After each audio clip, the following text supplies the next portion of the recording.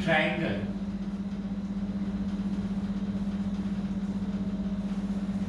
तो हम किसकी बात कर रहे थे बेटा? कॉन्ग्रुएंसी।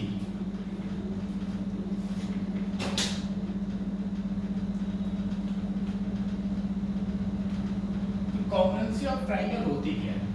सबसे पहले हमें ये समझने की जरूरत है। तो हम ये कहते हैं बेटा कॉन्ग्रुएंसी ऑफ ट्रायंगल, या फिर सिर्फ कॉन्ग्रुएंसी अगर पहले समझे तो हम ये बोलते हैं कि ऐसे फिगर्स जो लुक, फील, शेप और साइज में एक जैसे होते हैं, ठीक ना? ऐसे फिगर्स जिनका look, feel, shape and size एक जैसा होता है उसको हम क्या बोलते हैं? कॉन्ग्रुएंट, ठीक है ना? और जो भी फिगर कॉन्ग्रुएंट होते हैं वो एरिया वाइज इक्वल होते हैं। Due to congruency, if figures are congruent then they would be equal in area. लेकिन एक चीज और समझने वाली बात यह है कि कई बार बच्चों को ये लगता है कि जिन दो फिगर का एरिया इक्वल है तो वो भी कॉन्ग्रुएंट होंगे।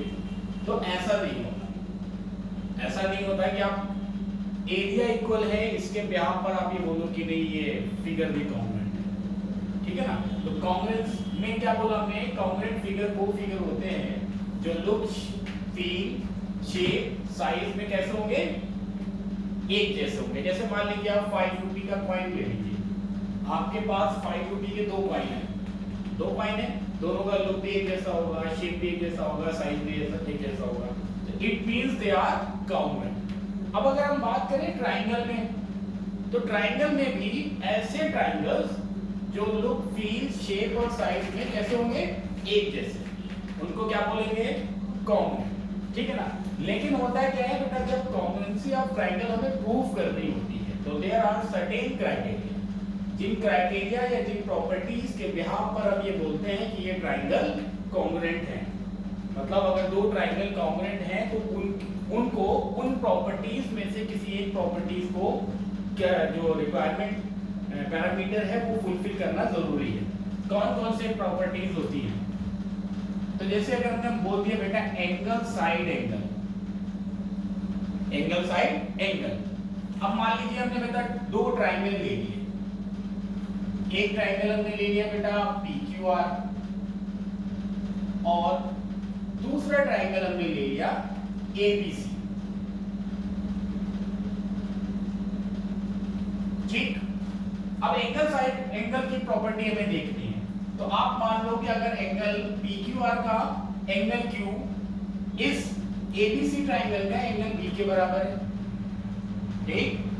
और PQR का angle P is equal to angle A of triangle ABC, ठीक? प्रॉपर्टी हमारी कौन सी? Angle side angle. दो एंगल इक्वल हो गए, अब तीसरी साइड होनी चाहिए, but that side must be line between these two angle. It's not like कि आप बोल दो कि PR या QR। आप नहीं समझ पा रहे? अगर आप एंगल साइड एंगल की प्रॉपर्टी फुलफिल के बिहाफ पर इनको कॉन्ग्रुएंट प्रूव करना चाहते हैं तो इन दो एंगल के बीच वाली साइड ही क्या होनी चाहिए? इक्वल होनी चाहिए, ठीक है ना? अगर हमने इस साइड के अलावा रेस्ट ऑफ टू साइड में कोई भी एक साइड अगर ले ली तो फिर ये प्रॉपर्टी इसमें एप्लीकेबल नहीं होगी। एंगल साइड एंगल का मतलब ये है कि पहले एक एंगल आएगा, फिर उसके बगल एडजेसेंट साइड होगी, फिर उसके एडजेसेंट में अगेन एक एंगल होगा, तब हम ये कहेंगे कि these two triangles are congruent, ठीक? अब एंगल साइड एंगल्स के बिहाफ पर triangle PQR will be congruent to triangle ABC। और कॉन्ग्रुएंसी आपको पता ही है कि कैसे लिखते हैं? साइन में इक्वल का साइन बनाया, सिंबल बनाया और हमने कह दिया कि triangle PQR is congruent to triangle ABC। Clear है? अब दूसरी प्रॉपर्टी की बात कर लेते हैं। अभी ये ASA था, अब SAS कर लेते हैं। मान लीजिए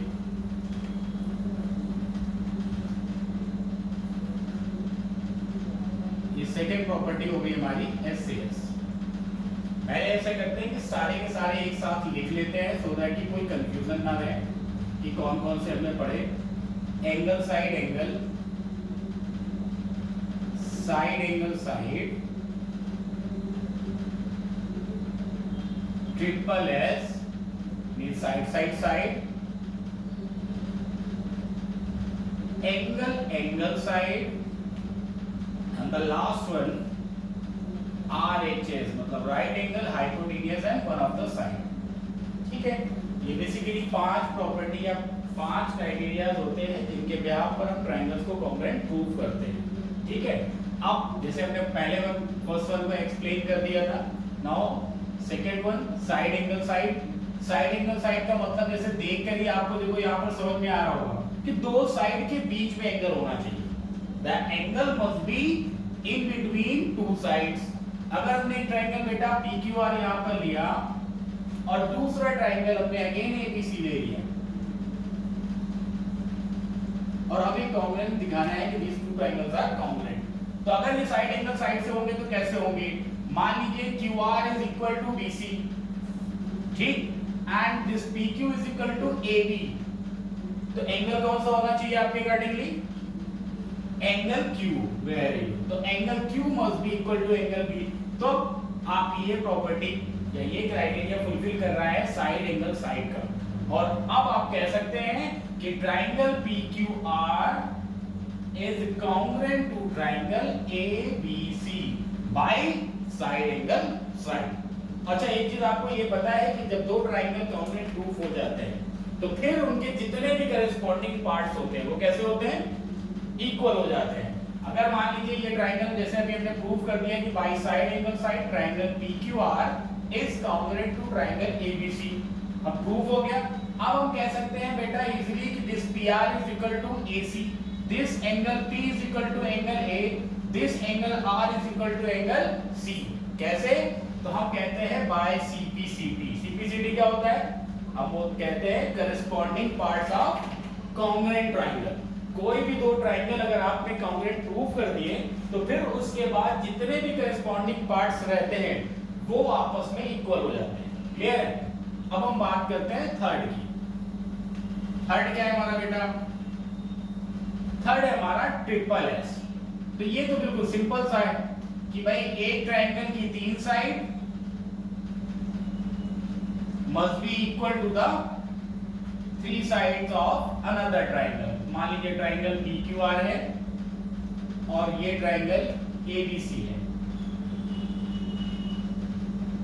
ठीक।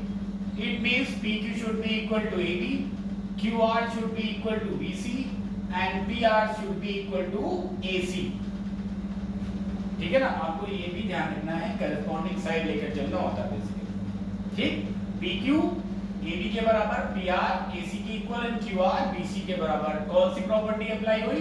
Triple S. तो हम ये कहते हैं by triple S triangle PQR is congruent to triangle AB and ABC, ठीक।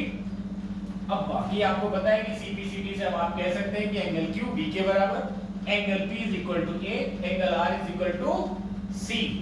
Now the property, next property क्या है बेटा? Angle angle side. Angle angle side हमें बेसिकली पैटर्न फॉलो करके चलना होता है। क्लियर है ना? अभी अगेन हमने दो ट्रायंगल ले लिया बेटा। एक ये ट्रायंगल हो गया आपका ABC और ये पहला वाला ट्रायंगल आपका PQR। अब हमें प्रॉपर्टी कौन सी दिखानी है? एंगल एंगल साइड की। अगर हमने एंगल Q लिया है तो ये एंगल B के बराबर हुआ, ठीक। अगर एंगल हमने P लिया है तो वो किसके बराबर होगा बेटा? एंगल A के बराबर। Now comes to side. अब साइड कौन सी होनी चाहिए? अब साइड बेटा कोई भी हो सकती है। It could be QR to equal to BC। अगर QR इक्वल टू BC होगा तो पैटर्न कैसे चलेगा? Angle angle side. बस समझ में आ रही है? अगर हमने QR is equal to BC given था तो फिर एंगल एंगल साइड ऐसे चल रहा होगा। अगर आपको गिवन है कि PR is equal to AC तो पैटर्न कैसे होगा? एंगल एंगल फिर से साइड। बस समझ में आ रही है? तो मान लीजिए हमने ये ले लिया QR is equal to BC तो पैटर्न कैसा हुआ? Angle angle side, angle angle side. तो by angle angle side triangle PQR is congruent to triangle ABC। और बाकी आपको पता है कि CPCT से इनके जितने करेस्पॉन्डिंग पार्ट्स होंगे इन ट्रायंगल्स के दे would be equal. Fine. RHS की बात कर लेते हैं। तो RHS को भी करना आसान इसलिए होता है क्योंकि इसमें ट्राइंगल आपका राइट होता है, ठीक है ना। आरएचएस कब होता है बेटा आपका, आरएचएस बेसिकली राइट ट्राइंगल में ही एप्लीकेबल होता है। अभी जैसे हमने एक ट्राइंगल ले लिया ये पीक्यूआर, ठीक, दूसरा ट्राइंगल